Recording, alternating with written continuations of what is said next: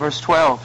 Therefore there was born even of one man, and him as good as dead at that, as many descendants as the stars of heaven in number, and innumerable as the sand which is by the seashore.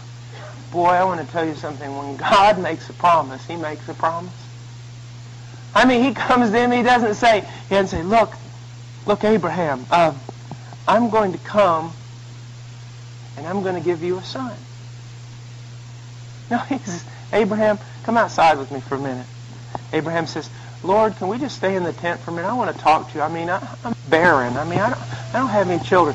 Abraham, can you come outside for a minute with me? Oh, Lord, can I really need to talk to you. I would really like to have a son. Abraham, come. Abraham, look up there. Count those stars. Lord, I want to have a son. Count those stars. Lord, I can't count those stars. There's too many stars. So is your descendants going to be. Abraham, look down at your feet.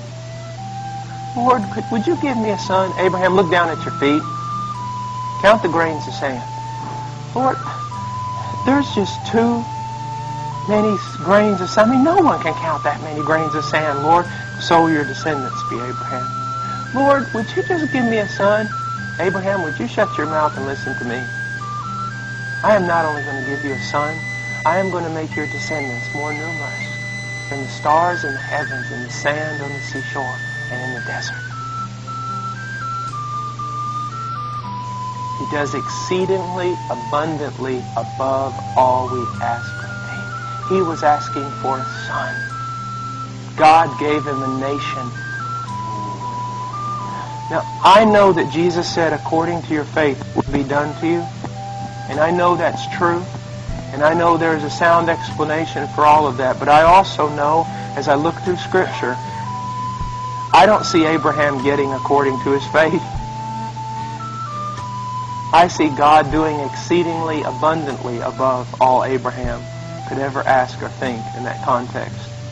I look at God's dealing with me, my grumbling, my weakness, lack of faith, my pathetic immaturity, my whining, that's the worst.